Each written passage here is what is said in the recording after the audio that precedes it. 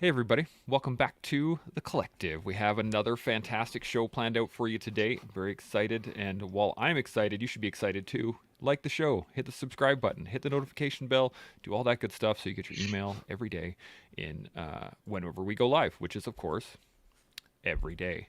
And while I'm just hitting all the buttons that are wrong and I'm trying to reset my new processes here, I do want to get a quick little intro. Travis and Brenda, thank you so much for being here. Seb, thank you so much for being here as well.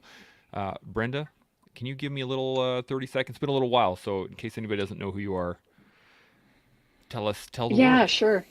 Thanks for that. Um, so, formerly an RCMP member, I left the RCMP as a deputy commissioner, retired as a deputy commissioner. I was in charge of the British Columbia RCMP. I made my way over to the province of British Columbia as the assistant deputy minister and director of police services with responsibility for superintending policing for the entire province. And I retired from that position and made my way home. And so I'm now working in my community of Dawson, Yukon, with my First Nation, the Trondikwachian, as their executive director and overseeing, a number of different departments and self-governing First Nation. And yeah, Awesome. so haven't really retired. We were discussing Retire. that earlier. Yeah, exactly. Right. Travis, how about yourself? Give us a little rundown who you are, where you come from. Go from there. Travis Denman was a former action guy.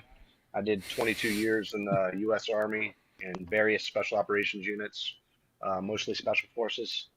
I retired from the Army in 2014, and I was a security contractor for a little while. I also owned a CrossFit gym during that time and a consulting company, training company during that time also. I also did kind of some subcontracting with other training companies. Uh, did like corporate events and stuff like that, like team building and kind of resilience training for them. Um, and I'm currently in a flight program in Central Oregon, learning how to fly airplanes. Which is awesome. And it's also where he got the cool headset. Yeah, I We know. were I joking was about just that earlier. thinking, like, what is he? Is he like a super gamer or is he a pilot? nah, nah. Yeah, he But asked if I had a headset, and I was like, "That's all I got. I don't even know if it'll work." But yeah, I was able to Bluetooth it to my iPad, so yeah, yeah, it works works. pretty good actually. Yeah, absolutely. So, before we get into anything, I do want to remind everybody, make sure that if you have any questions or comments, by all means, put them in the comment section here. We can put them up and discuss them, just like this one here from Cody. A little salute, very nice. I did that with my left hand. Probably shouldn't have done that, but Winter Storm, good morning, everyone. And then Cody actually asked, I wonder if he was part of first Mm, SFOD. No, Delta. No, no Delta. Did no. not make it. Didn't go for it or didn't make it? oh, he's just. I trained for it. I trained for it, and I got a hernia during my training, and I Ooh. just never went back. I got a Yeah. guinal hernia, and it's like that's it. Like not gonna try Well, anymore. I got me one of those 20 years ago. Yeah, It was a good time. it hurt, man. Yeah. I've never gotten one. I know many people who have, and I don't particularly want one. So we won't. I'm not gonna bore everybody with that. Now we're gonna get into the actual topic of the day. Any thoughts or questions before we get into it? Everybody good? Okay. So the topic of the day is going to be is physical resilience, or getting stronger every day. So I'm going to give a quick definition from the interwebs, and then I'm going to go around the table and get your guys' personal thoughts on that, and then we can dive into the rest of the conversation from there. So the first thing right here, it says physical resilience is the ability of an organism to respond to stressors that acutely disrupt normal physiological homeostasis, which is very big words for basically this. I'm going to have to. Here we go. Physical resilience refers to an individual's ability to recover or bounce back effectively in response to stressors such as disease, injury, or age related physical decline. It is a multifaceted concept that overlaps between biological, sociological, and psychological factors. Um, Physical resilience is a novel construct that has been widely used in various sectors from engineering to human health.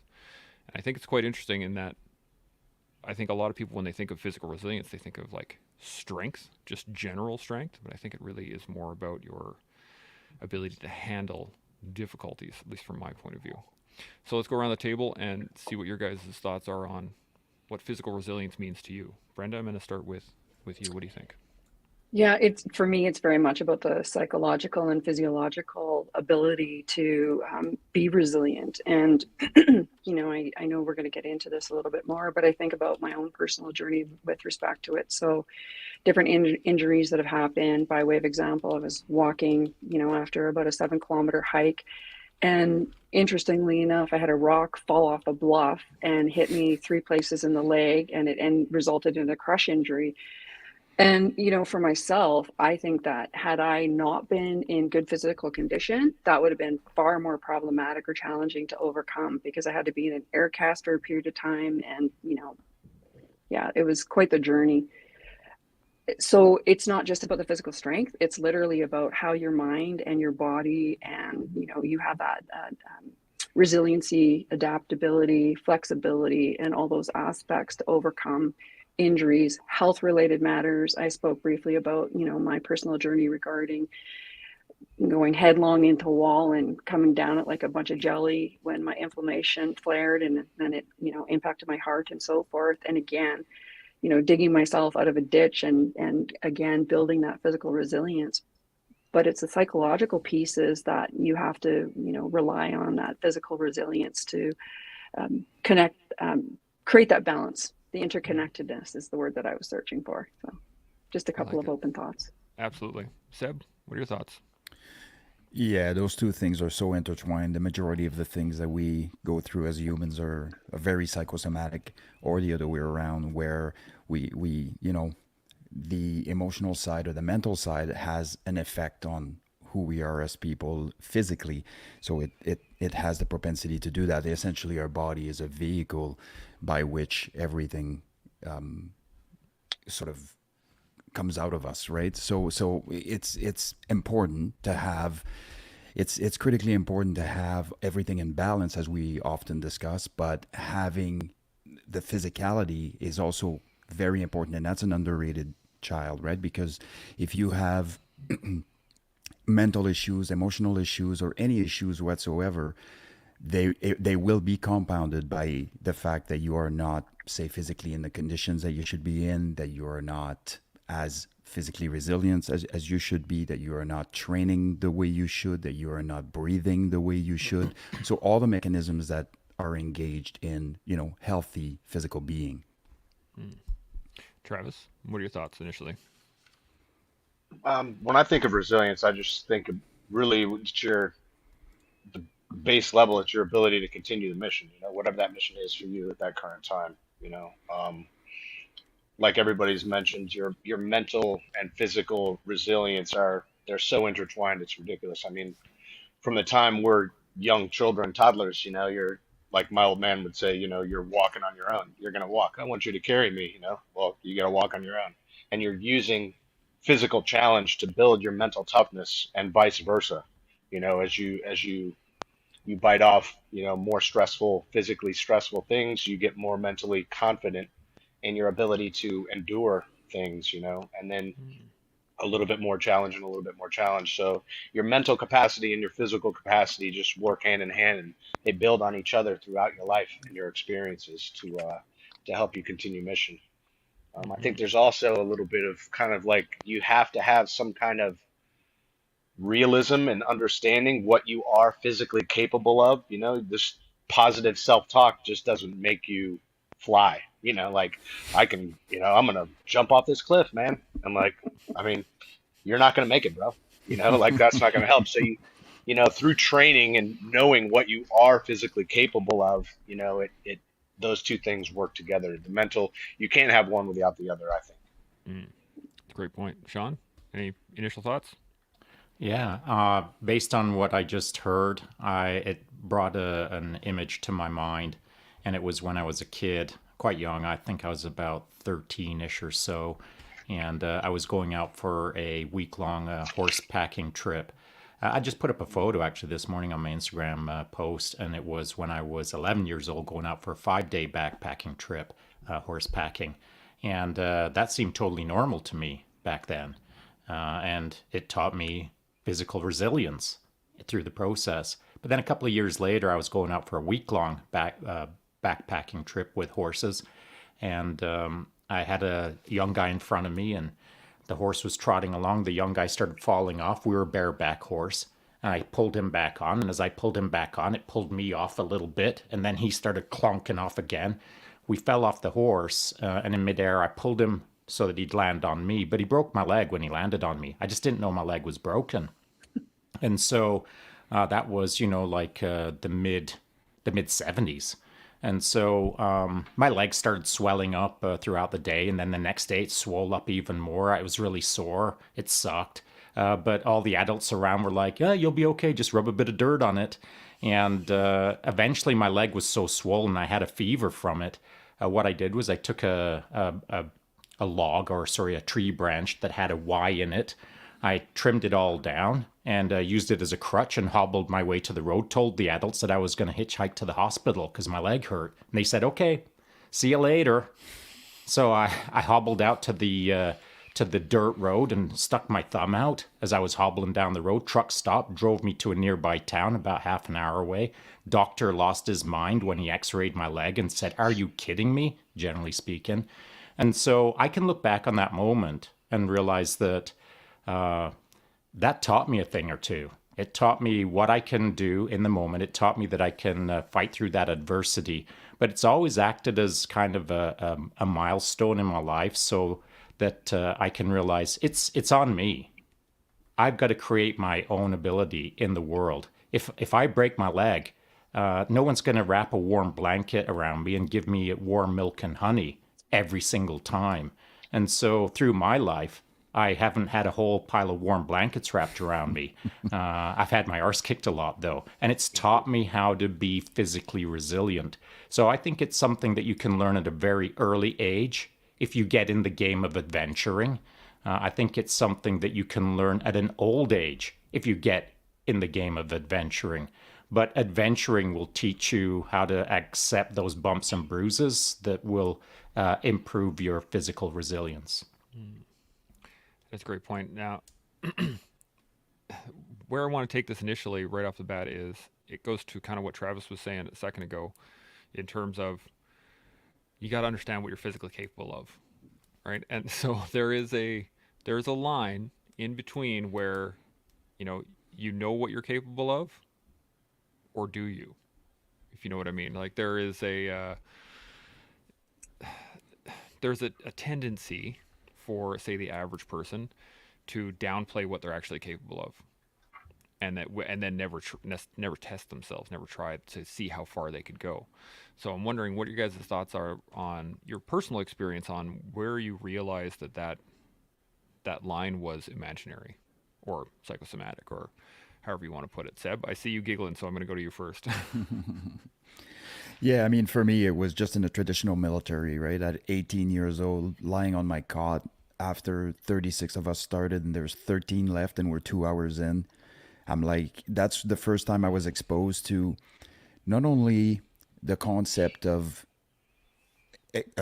external adversity being imposed upon me, essentially, and me staying there willingly, and fighting through the demons of the conversations that you have with yourself when it's your first time being pushed that hard and you just don't know what to do. It's almost like, okay, I'm just gonna sit here for a minute and stew on this, and it turned out obviously great for me. But that was the first time I remember looking up, and the lights were flickering, and I did not know what hit us. Like all of us were lying there, after a 19-hour day or whatever it was of day one. And it was nothing, right? Like it was, they had us build a camp where the timings were completely impossible. You couldn't meet them. So you know how it is. We just went as crazy as we could. Then they would have us redo it all over again. And it was endless, like, a million times over, until we still didn't succeed. But the idea wasn't that. The idea was to expose us to, you're in a different world now, and you're going to start working together. You're going to start putting your minds together. You're going to start working as a team instead as an individual. And it was, a great revelation. But it was the very first time that I understood that everything I needed to succeed at anything was within me. I couldn't count on anybody else to lift me up because they were carrying their own burden, and they were dealing with the adversity in the way that they knew how, and many of them didn't and left, and those who did stay oftentimes needed help from a lot of people. So I when I realized that I really didn't need help, oh man, game on. I can do whatever I want in this life, you know. And this was kind of my first exposure to this sort of adversity, which of course contributes massively to building resilience. Absolutely. Travis, what about yourself? I'm not sure I really understood what was happening to me at the time, but when I was a brand new, a boot in the Ranger Indoctrination program when I was first in the Army, um, yeah, a lot of guys show up, and one of the first, I guess, first gates is like it's a 6 mile road march is what they call it. It's a 6 mile forced run with a rucksack on, and there's usually a group of senior NCOs kind of in the back of the formation, and they're collecting up fallouts, and if you can't touch the guy in front of you, you're on the truck. And at the time, it was horrible. I'm not the biggest guy, and at the time, I think I weighed 135 pounds. I was a little skinny kid, and I was more terrified of those NCOs and what they were going to do to me than I was about the pain that I was feeling in my legs and my back. So I just kept on trucking, and my goal was to just stay away from them. But what it taught me was that I can make it through that pain. Like that physical pain is dealt with up here. You can do things that you don't think you can when you really need to. And as my life evolved in the military and stuff, I try to kind of put that on other people too. I mean, obviously it's within reason, but you increase your stressors, and then your confidence grows, your physical capacity grows, and but initially it was pure fear.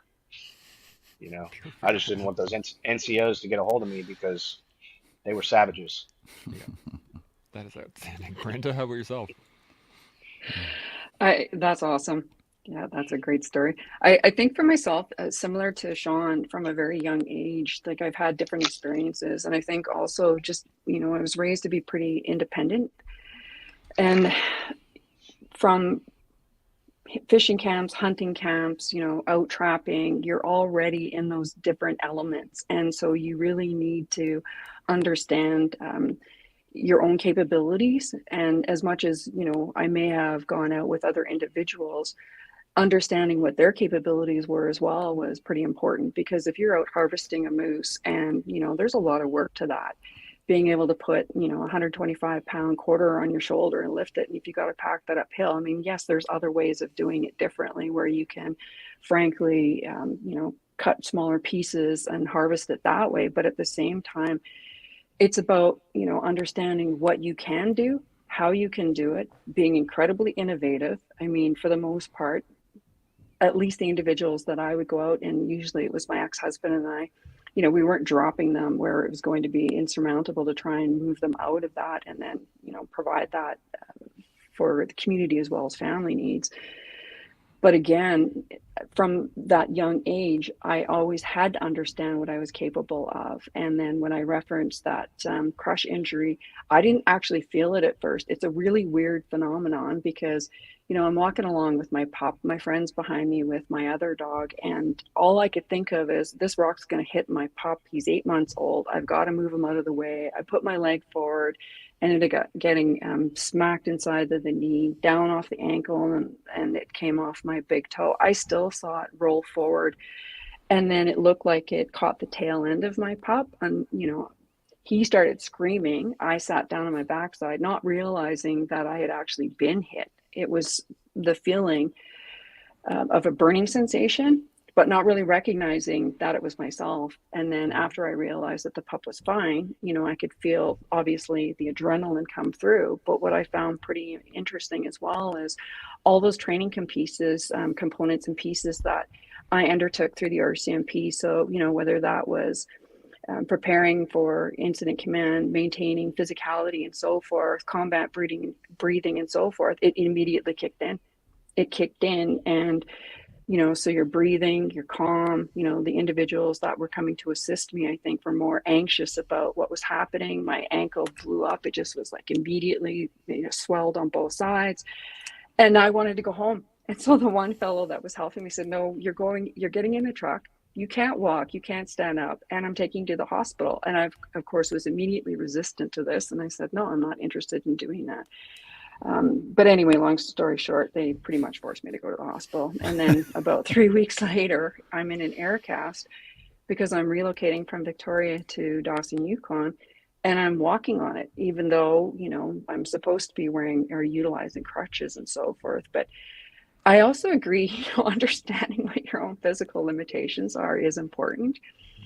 I think that, for myself and certainly individuals that I've worked with, through the course of my career, it is about pushing yourself. It is about understanding, what it's going to take, and, the ability to clearly think through, when certain circumstances are presented, that you do have it within yourself and you can take yourself to that threshold, and why it's so incredibly important to ensure that you're invested in your physicality because of the psychological and physiological pieces that we're chatting about.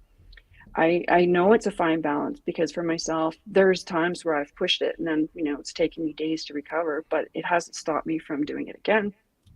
So I was mentioning to Chance about the property that I purchased. I mean, I just spent the last 4 weeks, I did have some extra help, but splitting 7 cords and bucking it, stacking it. And, then I went on to stay in my deck.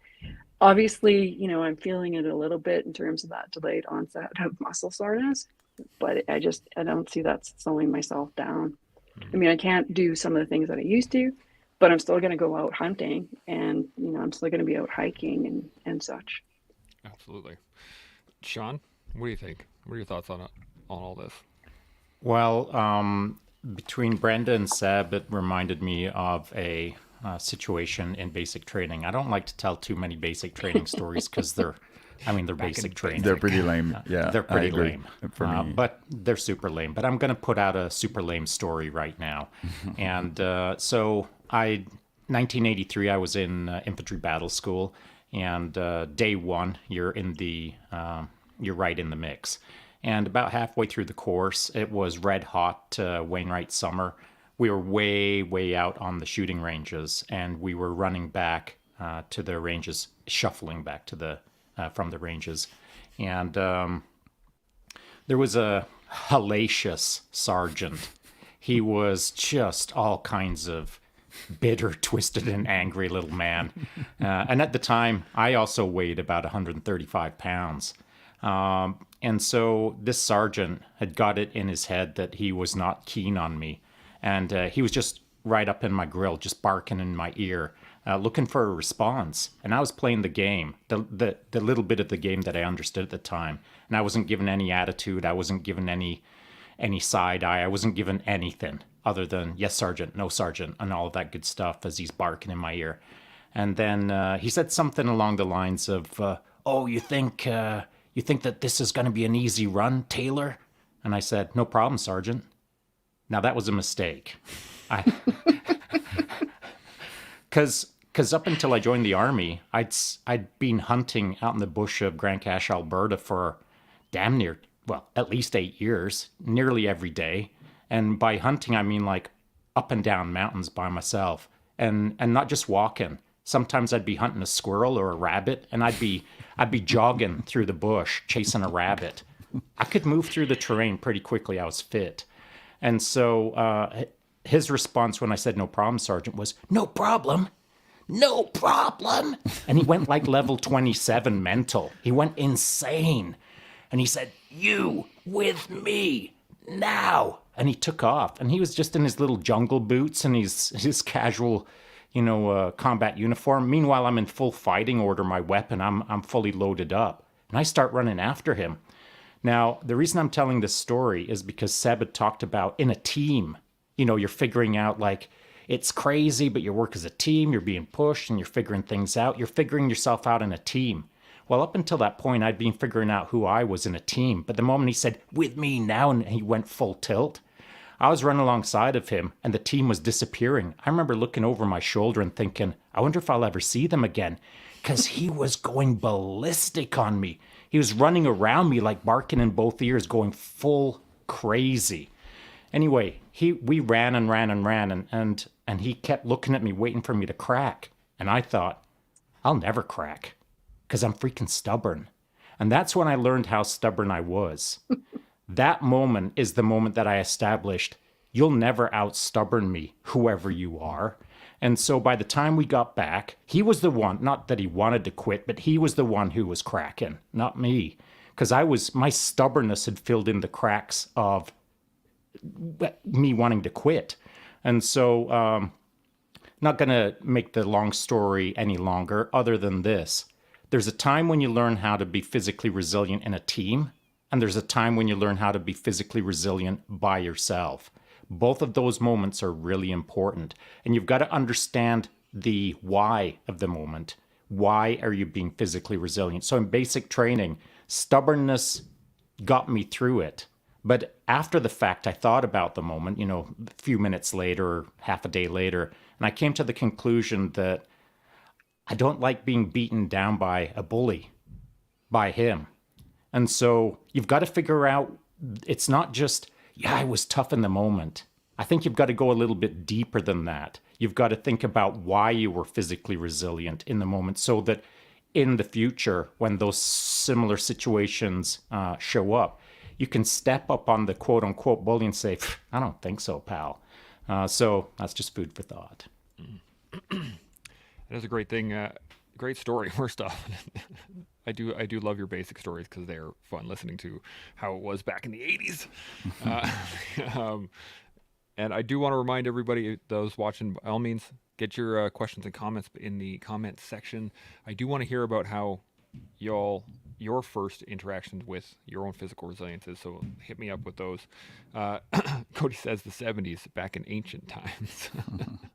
Back when you were young.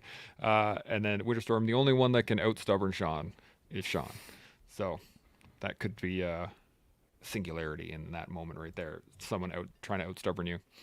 My next thought is basically on this, kind of goes in line with what you're saying, Shaun, is that where is the separation between building resilience and traumatizing people? Right? So in leadership roles, you guys have all been in leadership roles now. I'm talking to you, have people who are working for you that maybe aren't quite up to the level that you think they should be. Where's the line between beating them down versus building them up? Travis?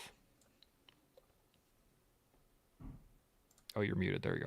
You're going to reach a point where as a team builder, like as a team member, you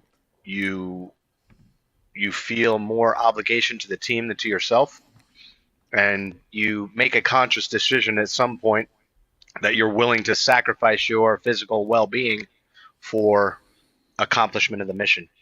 There's through long deployments or even long missions, or maybe you've been injured and you're still driving on, as long as you're not impeding the team, you're still a benefit. You're willing to kind of degrade your own physical well-being in order to stay with those guys and be a contributing member of the team, and it kind of, at some point, it makes a switch to where the onus is now on you yourself to continue to drive on. It's not that there's a senior NCO forcing you to drive on, and kind of Shaun made that transition early with his stubbornness, like, I'm not going to quit because, I'm just not. And that changes to, I'm not going to quit because my team's depending on me. My team's depending on me to pull my weight, and I don't even have to pull, not even just my weight. I got to help pull these guys' weight too, and they're depending on me. So that's more important than my own physical well-being. And I'm just going to keep going until, I fail. Interesting. Brenda, what do you think? I agree with that. I think that when you're taking on these leadership positions, right, and you recognize that all eyes are on you, it's very much about walking the talk. And so, when you're working with people, I think it's important to demonstrate compassion. I also think that, you take on that role as coaching as well. So, because as a team, you're only as strong as the individual that, and I'm not going to say weakest link because I don't necessarily believe in that so much as that, you have to understand what everyone brings and that you're adapting and accommodating to that. And there are occasions, as Travis mentioned, where you have to fill in those gaps. And, that's part of being in that leadership role. And again, the compassion for individuals. I've worked with, many, many people over the years and understanding what their strengths are and focusing on those strengths and ensuring that, they can celebrate those strengths. And when there are areas that they need to improve upon, whether it's the physicality and maybe they've got some sort of a medical condition that's precluding them from actively contributing in the way that they normally would, then, working with them so that they still have that self-confidence and self-esteem. And I'm not saying that, you're going to compromise what you're doing and be detrimental to the success of the overall goal or what you're trying to accomplish, but it's very much adapting your behaviors. It's the emotional intelligence behind it and ensuring that every individual understands what their role is, what the expectation is, and what you're desirous of, and frankly, what you're trying to achieve. Mm. That's a great point. Seb, you got anything to add to that? Yeah, that was a great on the leadership front, but I do have a few things that are kind of in line with this and some of the stuff that Travis and Shaun have said as well that I think probably deserve to be extrapolated on slightly. So I speak to this as sort of directed purpose, right? We don't look at this as purpose, but purpose is an extremely strong driving force in humans. And if you have purpose, people can do all kinds of things. I will give you an example of this where a person in a very egregious medical condition was essentially dying and hasn't said a single word until her son showed up, and so that she could, and so she mustered all energy and all strength that she had to say the words that she wanted to say to him before passing. Nobody else had heard her speak, right? And so there was no doubt in anybody's mind that that person actually waited for their loved ones, their son, to come in the room before seeing themselves out. Like, this speaks volume to the ability of humans to use purpose to anchor their drive. And we can take another example like Mike Day, for example, and unfortunately took his life this year, but I mean, he was shot 27 times.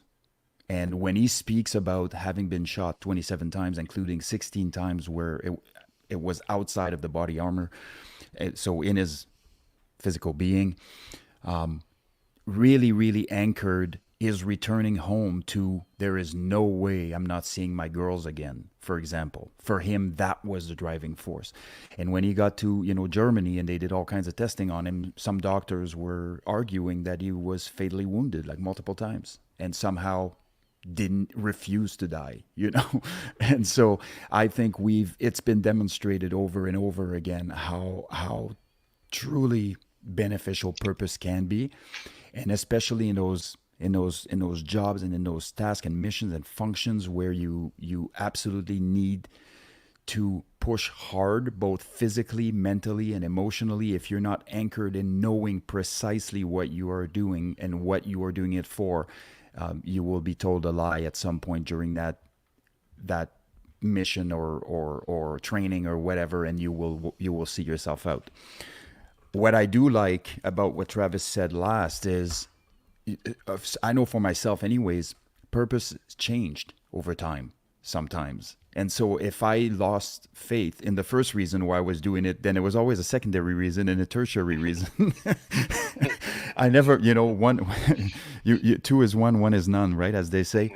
And I really never let myself or my accomplishment or the mission be sole sourced into one anchor point. I've never done that because it's actually quite detrimental. And if anything happens that negates that, is the mission going to hell now because I've lost sight of what it is that we are trying to do? So those things are generally multi-layered, and having an understanding of various reasons to help you negotiate what it is that's in front of you so that you can accomplish the mission is a critical piece. I like that a lot. Shaun, you got any thoughts to add on to anything so far? I do. Seb just raised that story, and I have a personal story. My father passed away several years ago from cancer. He was my mom and dad. My dad is now gone. Lived in Northern Ireland. My mom is still in Northern Ireland. When my dad was right near the last days, we got the call from Ireland, said, you best all come over. So myself, my wife, and my two young sons flew over there and to see my dad. And as we showed up, he was in the hurt locker, and he'd held on long enough that when we arrived, we put our hands on him and said, "Hey, Dad, how you doing?" And he said some feeble words, and as he squeezed those out, that was it. Those were the last words he said. So he'd hung on, knowing that we were flying over, to make it there to say, "Hey, how you doing?" And some final words, and that was it. And so, if for the right reason, for the right why, you can have a lot of internal strength. And so there's resilience called physical strength, and then there's resilience called internal physical strength, for lack of a better term. And I called it stubbornness, but you can call it whatever you want. The fact remains that something drives all of us to various degrees. And I think that no matter who you are, we've all got a little bit of drive in us. But how little and how big our drive is dependent on our journeys.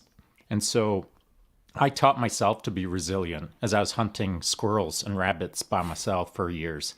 I taught myself to be resilient throughout my military career. The Army taught me, but I had to learn it. So I taught myself in the moments that were tough. And so I got exposed either through my own devices or through the military's devices or through the rest of my life's devices. I got taught how to be physically resilient. And so the more you're exposed to, or the more that you learn, the more you're able to understand the simple sentence of stubbornness or resilient. And I'm thankful for all of the adversity that I've faced. I'm thankful for all of the people that I know personally who faced adversity and have come through the other end of that and illustrated lessons to me, demonstrated how it can be done, demonstrated what is possible. And I think those are the two important ingredients. You can choose to live your life on a singular trajectory where you gain enough adversity and create enough resilience within yourself that you are physically resilient. You can also observe from the sidelines other people being physically resilient, and you can learn through that proxy. You can learn from the sidelines. You can learn from plus of arm's distance. You can also combine the two, which is what I've tried to do in my life. And I think it's a double down powerful method to better understand physical resilience. Absolutely.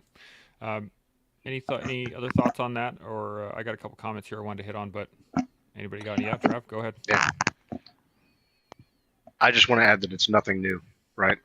All the Greek philosophers spoke about, I think Epictetus, the true man is revealed in difficult times, so it's been known forever that a human being develops best through adversity, by being exposed to stress.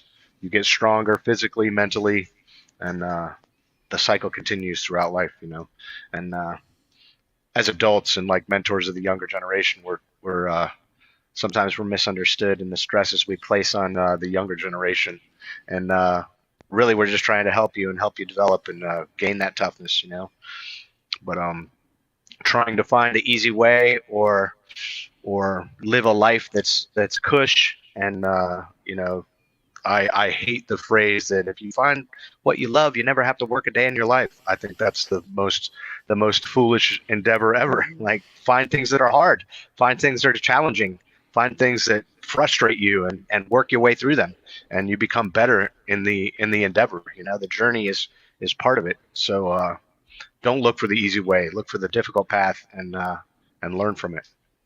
Absolutely, that's a great point. I had heard once that someone was reiterating that exact quote, and they said, if you love what you do, you're going to do it harder and longer and through more difficulty than anybody else.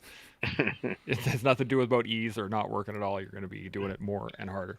Any other thoughts before I hit these comments? Just one here because it bears on this conversation, but Absolutely. embracing that adversity head on is such a powerful and an empowering tool. I was talking about this lame basic training example that I had earlier about finding out that people quit, and I didn't understand that concept. But eventually, what ended up happening is that stress that was externally put on me was no match for what I put on myself, and I now negated the external factors, and I put this stress on me, and I started embracing that process because I realized I am changing. I'm changing. My worldview is changing. My ability to deal with adversity and setbacks is changing. I'm getting stronger. And once you start admitting that, you now embrace adversity because you see it as an opportunity to change and grow every single time. And if you are seeking it, because let's call a spade here, adversity is not going anywhere. Like this life isn't getting any easier, right? So it's just getting harder. But I believe that by you embracing adversity instead of just I will face adversity when it comes, you exponentially speed up and increase the rate at which you develop that resilience. But it has to be a decision, and you have to understand that it promotes growth. Because if you are of a fixed mindset and you think that all of this is you and you turn into a victim, nothing good comes out of that. You'll just be going down the rabbit hole real quick. Yeah, absolutely. Brenda or Shaun, you got any thoughts? Yeah, I was just going to say my grandmother had this saying, which I was raised by, it's a great life if you do not weaken. Right? It's really about the same thing everyone's saying. That's It's like awesome. lean in head first. And I guess for myself, in terms of the question, just, as a leader, being aware of the impact that you can have on others, right? When you're pushing them, when you're driving them, when you're role modeling or I think about the different teams that each of you would have led. What is that pivotal point where maybe it was too much for an individual, and then recognizing that, they didn't have a role in the team and having that difficult conversation with them as well without demoralizing them. It's a balance. Absolutely. Shaun, you got any points to add? I do. I was just thinking of how demoralizing it is to not get any feedback. And so there's selection courses that I've run or been part of running as the staff for those courses. And it kind of looks like this: go to the bus. That's the only feedback they get. See you later. Not even a see you later. And my concern about their sensitivities in the moment is zero. Freaking zero. Because I've got other things to focus on, like the people who aren't quitting. I mean, that's life, man. I'm going to pour 100% of my effort into the people who are still in the game in that selection. I'm not going to spend 1% of my mind, not even 0.5% of my mind, concerning myself with someone's sensitivities in the moment. I'm just not. And so there's a time and place where you've got to be really hard. And there's a time and place where maybe you can kick it back and get in touch with someone's feelings. But in my trajectory, in my career, or at least my first career, there wasn't a whole lot of time to kind of kick back and kumbaya the moment. And I know that sounds super harsh, but that's just the reality. And as I look back, I wish maybe there would have been more moments where we're all being a little more sensitive, but we just weren't. And so when I look back on that career, I can understand kind of like peak trajectory speed, where there was no time to slow down, there was no time to hold hands. But that taught me one end of the spectrum. And as I moved through into the rest of my life, I learned that it doesn't have to be a million miles an hour, punching everything in the throat. It can be manipulated from that end of the spectrum to the other end of the spectrum, which is turning into coachy McCoach, where you are holding hands, where you are touching on those feelings, where you are engaging in a more sophisticated manner, for lack of a better term. So I had to learn kind of how to do it hard, and then I had to learn how to do it kind of soft. And now my balance is probably not quite in the middle. I'm probably a little more towards the hard side. But as a leader, or encouraging someone to draw the best out of them, I do have a more complete skill set. But even if you don't have a complete skill set, you can still kind of get the job done with almost a one-dimensional model of just going hard. I like that. Just go hard. Travis, you had a thought? Yeah, we kind of touched on this a little bit. It's like there does have to be a mental like a change where you decide that like you're gonna make it, right. So about halfway through my military career, I ended up going back to the schoolhouse, and I worked in the qualification course in phase 2, which is the first training phase after selection. So theoretically, when I got those students to my team room, they were going to be Green Berets, and it was just a matter of making it through the course. So there's like kind of a little speech that I gave the guys like day one. First thing was like, from this point forward, you are the guy that you looked up to. You're the guy that has the answers. You're Rambo. You're the pilot. You're anything that needs to be in order to reach mission success. Like, because you're going to be the guy. At some point in your career later on, you're going to be the only Green Beret in the room, and everybody's going to look at you to figure out whatever problem it is. And the likelihood of you having exposure to that problem beforehand is minimal. That does not negate the fact that you're going to be the one that has to figure it out. So start consuming everything you can, and embrace that responsibility, because you're the man now, and just live up to it and do it. I love that. So there is a choice, Absolutely. There is always a choice. I try to say that pretty often, but Well, go ahead. there is a choice, but to the earlier point, you've got to understand that you have the choice. And then you've got to engage in the choice that you make. Because again, when I was a young buck in basic training, I didn't know I had a choice until someone forced my hand. And then I learned in that moment that I've got a freaking choice. And so not everyone has the privilege to serve like we all did. And so through that process of serving, at some point, either early in the game or halfway through the game, you get slapped upside the head, and then you get to make decisions. And those decisions are, am I going to do it for the team, or am I bouncing? And so if you've stayed in the game a while, you understand what we're talking about right now in the sense of sacrifices that are required in order to do it for yourself and do it for the team. But again, if you've never served, how do you learn that? Well, maybe we can talk about that right now. Absolutely.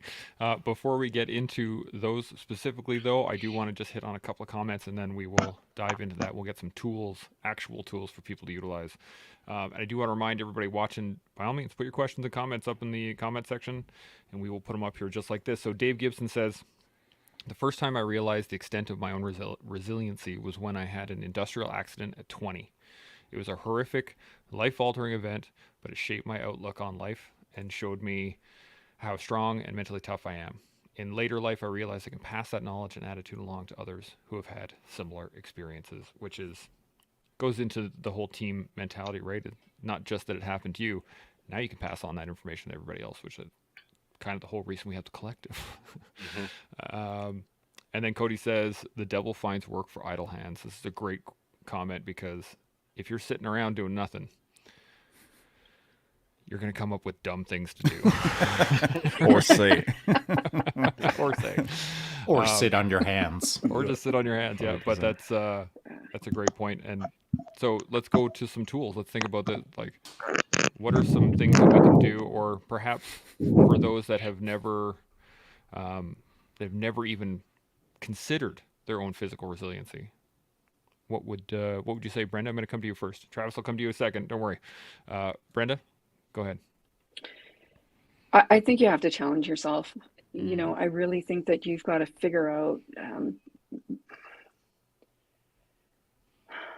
let me phrase this before it comes out of my mouth. Phrase it in my head before it comes out of my mouth. Running through the I, filter. I think that, as we've talked about, like, life is tough. It's full of challenges. And I mean, it's pretty easy to sit on the sidelines and commiserate. And I'm not, undermining the complexities of that. I just think that if you are going to be successful, if you're at all an A-type personality or AAA personalities, you're going to automatically lean in. And I think about, some of the conversations that I've had by way of example with my own sons. Their entire life, they have watched myself as their role model who's embraced some sort of physical exercises. They've watched, me as much as they could be exposed to it, go through some pretty challenging incidents, so whether that's responding to gun complaints, whether it's like all kinds of other things that I've been involved in, and then coming home and not bringing that home for them. But it also has influenced their own ability to tackle life, if you will. And, they've each had their own journeys. But I think, when we're talking about the influence and so forth, but I really think that you have to go out and do something that you haven't done before. I live by the saying, do something that scares you every day, something that you're uncomfortable with, because if you're not embracing that and if you're not focused on it, then you're frankly not growing. And if you're really committed to continually growing, those are things that you have to get engaged in, so again, today I'm going to go out, I'm going to go do a hike that I haven't done before. And yes, I have the skills to do the hiking, but it's a trail that I have not hiked before. And I've done, my recce, if you will. So I've figured out, proximity, time that it'll take, what I need, all those elements.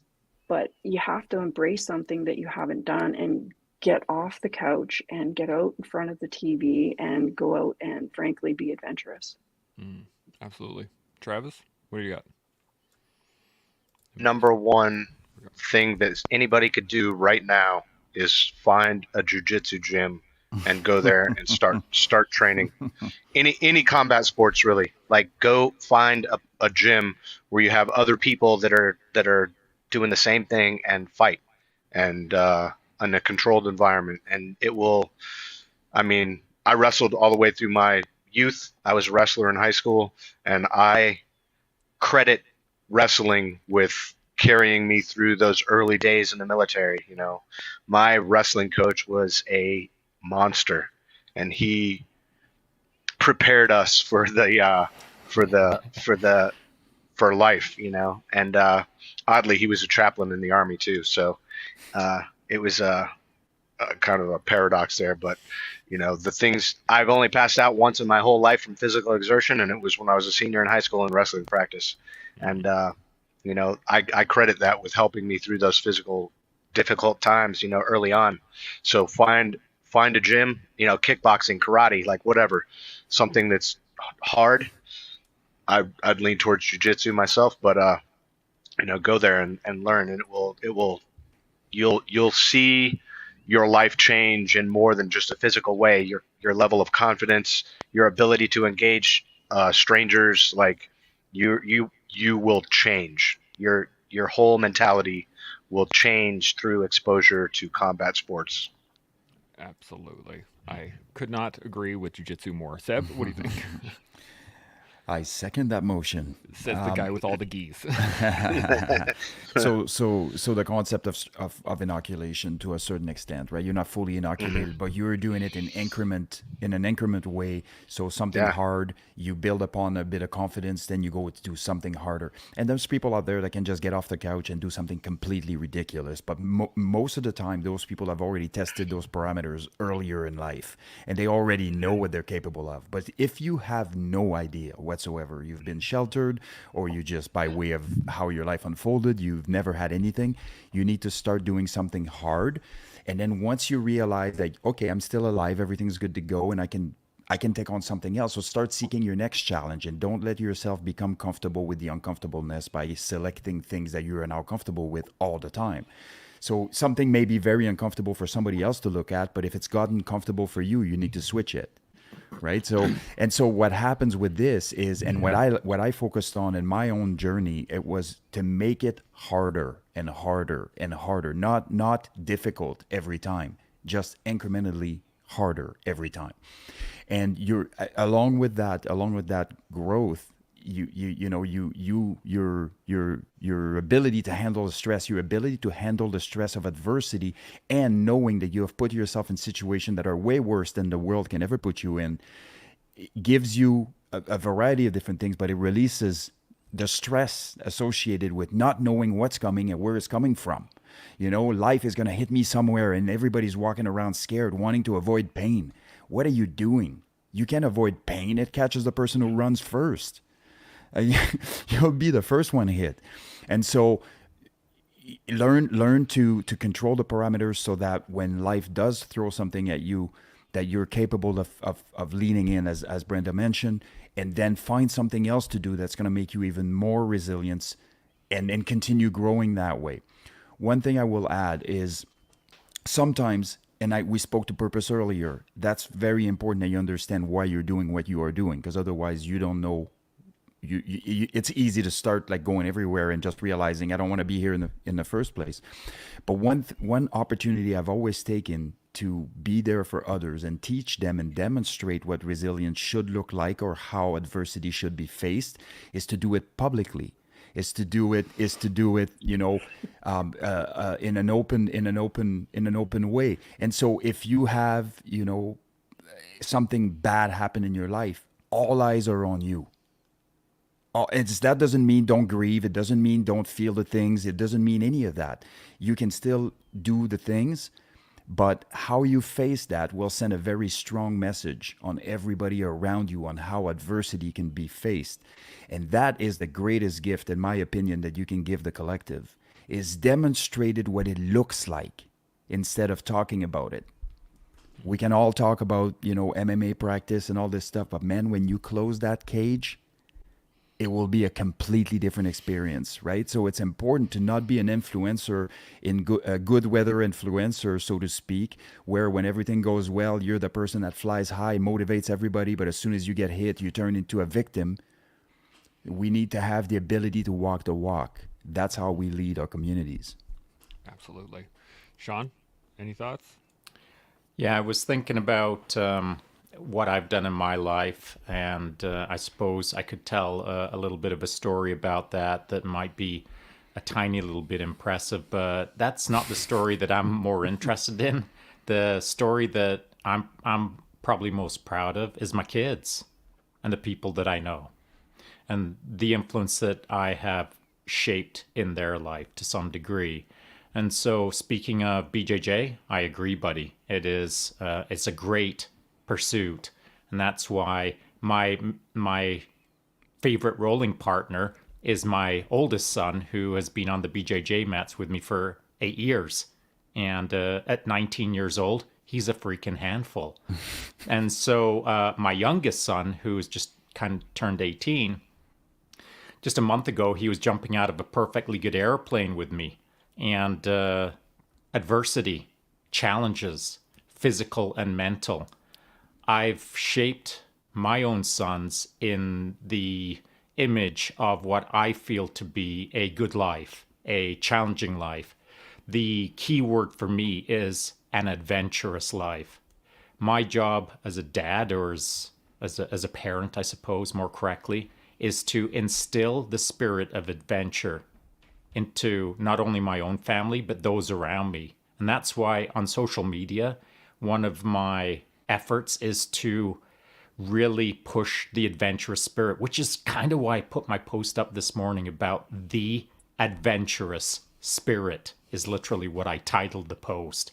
And if you don't have an adventurous spirit, that's cool. I was probably born with one, but if you're not born with one, you can craft one. And you don't have to get all crazy with all of your planning. You can just walk out your door and walk for half an hour without a plan. That's what I'll do after I'm finished this podcast. I'll go throw my bike helmet on without a plan, start riding without a plan. And when I stop riding, I'll wonder what my plan was, because I didn't have a plan. I just go out and adventure. And where the bike takes me, or where I take me, or where the world takes me, that's what I do. I engage in the now, let it unfold, try to kick my arse, try to kick an imaginary arse, and go out and push my own pace in the adventure. I come back better for it. And more importantly, people who observe that, like if they'll observe me riding a bike or flying over my bike, off the bike to land in a heap, it's all part of the adventure. It's all part of the process. It's all part of life. And anyone who knows the kind of nonsense I get into, if they're inspired by that, then that's great. And if they're not inspired by that, go find someone else who just likes to walk out their door and adventure. Absolutely. Now, we're going to get into some final comments here as we're just about over time. And I just wanted to relay this really quickly, was the fact that when working with horses, this is one of the things that I kind of go back to, is that it's a great point on this, is that if I want to train a horse, I want a horse that I have to rein in versus spur up. And it is always the same, I think, in basically every field within the horsemanship world. You always want a horse that you start with that you have to rein in, because it's much easier to get the speed down, or the patience within yourself and the horse in order to get them to do what you want. But it is really hard to bring them up to do the things that you want to do, right? It's hard to get a horse to jump over a fence that doesn't want to jump over the fence. But if he's running for the fence, he's going to jump over it anyway. Sweet. All he's got to do is just rein him back a little bit. So I think that's really important when you look at yourself, to understand that you want to rein in, or you want to be your standard mode of operation should be to go hard and rein yourself in if necessary. Otherwise, you don't want it. Spurring yourself up is a lot harder than it is to rein yourself in. I ain't reining myself in. Yeah, I'm smashing straight through that fence. Whatever, man. You'll just jump over on your bike. I mean, what are you gonna do? So let's get some final thoughts in here on physical resilience. Brenda, I'm going to come to you first, and then I'll do Trav, then Seb, and Shaun.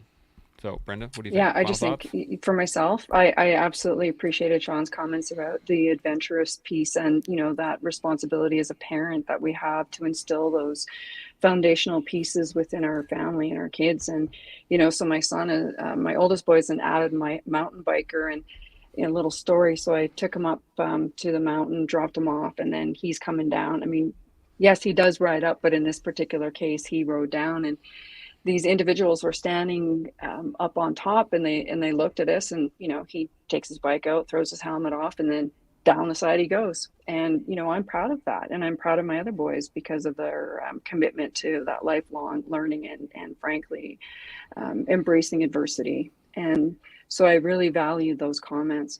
The other thing that I chuckled about was, you know, joining jiu-jitsu at a young age. So that wasn't really an option for me, but what I did have was a whole ton of male cousins who we appreciated ground fighting and scrapping all the time. So that when I did finally go to training, ground fighting was a lot easier than I had originally anticipated. So that's my little comparison. But I do think that, you know, that constant investment in yourself, understanding who you are, understanding, you know, that you can persevere through all kinds of adversity, and frankly, you know, sourcing that out. And I'm not saying that, you know, for individuals just to go out and be reckless. What I am saying, though, is that your mind's not going to go, like, your body's not going to go where your mind hasn't been. So you got to push that. And that's the interconnectedness that we spoke about right from the onset. Yeah, absolutely. Travis, some final thoughts? Yeah, man. Caveat on kind of the adventure theme.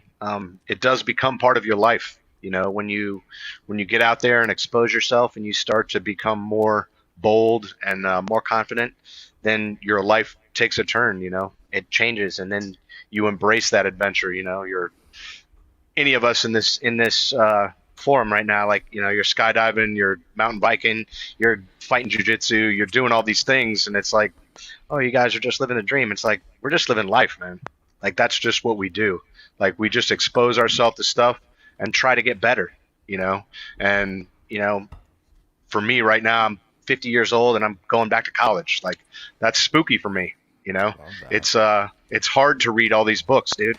You know, it's difficult to read 3 books at one time, and but I mean, I'm doing it because I've never done it before, so I'm doing it now, and it's been pretty awesome. And I just encourage people to get out there, and then as an old guy, as parents, and even as citizens, it's our duty as citizens to participate in our community, and we do that by showing people, what resilience looks like. Just like you said, like, hey, this is how you make it. This is how you do good. We should be striving to be better people. Stop bitching about everybody else and get your own shit straight. You know, like, sorry about What? that. Sorry about that. But like clean your own house first, and then help other people. Yeah. Get it together. Like, get out there and do. Yeah. Stop talking. There you go. I like it. Seb, final thoughts? Yeah, man, I love that comment from Shaun. I mean, I've known this about myself forever. I mean, as an explorer of life, and I want to do absolutely everything with all the right people in the right location, and I want to see every single country, and I want to feel every single thing, and I take such a liking to life, you know. I think that life is absolutely incredible, but I think that life is absolutely incredible when you are grateful for every little things that you get to do and see and smell and touch and I believe that if you're waiting for the major events, the like the good positive events in your life to enjoy life, because this is the time that you enjoy life, like you're in for a disappointment. But inversely, if you are capable of, and we know that adversity increases our ability for gratitude, because if everything was always perfect, you would never know the difference between the two, so you wouldn't have a frame of reference to decide that this is a moment that I should be grateful for. And so we don't want to take adversity out, quite to the contrary, we want to be stronger. So we want to embrace that, do the difficult things, take the challenges, take the trip, go, just enjoy life and have a great time with it. And when adversity hits you, take it as an opportunity for growth for yourself, and take it as an opportunity to influence other into how they will react to adversity when it happens to them. All of it extremely positive. Absolutely. Shaun, some final thoughts? Yeah, I think the message I'd like to leave everyone with, and because we've mentioned BJJ a handful of times, and because Travis just mentioned that he's cracking the books at 50, which I'm a big fan of. I love that. Love it. That's tying a white belt on. That's that growth mindset. That is like engaging in something brand new that is scary at a point in life where you're quote unquote not supposed to be doing those kind of things. Well, I think it's freaking awesome because BJJ is the example. I'd been doing martial arts for a little while before I started BJJ, but I tied my first BJJ belt on at 52 years of age. And so that is a sign of someone who is either freaking stubborn or dumb or is engaged in the practice of adventuring. Or all three. Probably all three. And so that's an important moment for me, because when I was tying that white belt on that first night, I couldn't see into the future. I couldn't see to today. And today what I can do easily is look back. At 52, I couldn't look forward and envision what it would feel like, what it would be like, what it would have meant to me. But now I can look backwards and see the 8 years of BJJ and how good that decision was, and how right that decision was for me, and how by making that decision, by committing to the adventure, as it were, into the void, as it were, that has set me up now to be able to yet again talk more about step into the void, you nerds. Get off your couch and go adventure, you nerds. And so it doesn't matter how old you are, if you're Travis's age, or if you're Chance's age, or if you're my boy's age. It doesn't matter how old you are. If you're looking to live a valuable life, live a adventurous life for yourself, and also for others that will get to observe you live that adventurous life. Yeah, absolutely. Now, before I close this out, I just have one little comment here from Cody. Says, if you don't mind me asking, what are you studying in college? So, Trav, what are you studying right now? Aviation. Aviation, that's right. Yeah, Gonna be a pilot. I'm on an aviation track. Amazing. So Which is no big deal. So when the zombies come, we all go to Travis. He's got the flight. No. Travis is going to be flying the plane that we're all jumping out of and having more fun than he is. I'm just saying. I'm just saying. 100%. There you go. There you go. So, Travis, yeah, sounds go ahead. far. What was that? The closest drop zone to me is about a 3-hour drive. So the only reason I'm learning how to fly is so that I can fly over to the drop zone and then jump and then fly back home. Perfect. Smart. Quite an Planning for the adventure. future. Modern Exactly. problem, modern solutions. Yeah. I love it. Okay, well, I just want to say thank you so much, Brenda, both yourself and Travis, as well as Seb and Shaun. Awesome conversation. I think we had a lot of really great points and some really good tools for people to absolutely develop their own personal strength and resiliency for their whole lives, because that your whole life basically is in this moment, because this is all the moments we have. So I really appreciate the combo. We're going to have you both back on regularly if we can work on Travis's nose breathing. And then I got you. Don't worry. But I just want to say how much I really appreciate it. It's been a great conversation. And for those watching, by all means, put into the comments how you feel your own resiliency is built, and we can engage the conversation after the live as well as during. So thank y'all. I've learned a ton, not only about my own personal resiliency, but by everybody else's. And I get to build upon that every day. And I get to grow into the person that I want to be, as we all can every day here on The Collective. We'll see y'all tomorrow. Chimo. Chimo.